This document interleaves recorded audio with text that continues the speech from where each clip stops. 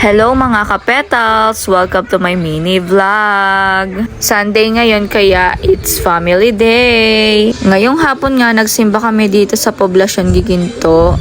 Palm Sunday, araw ng palaspas ngayon. Hindi pa man din kami nakakasimba pero nagtuturo na ng laruan tong batang to. Dito na nga lang kami sa labas ng simbahan bumili ng pampalaspas namin. Pagdating nga namin, nagsisimula na yung misa. Buti na lang nakaabot kami kahit kalagitnaan na.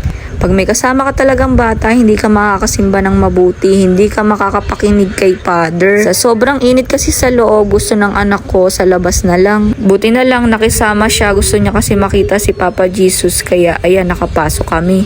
Dito nga, patapos na yung misa, kaya pinapakaway na ni Father yung mga palaspas. Pagtapos ng basbasan, lumabas agad ako kasi ang dami ng taong siksikan na. Paalis na kami dito, kaya hanggang dito na lang.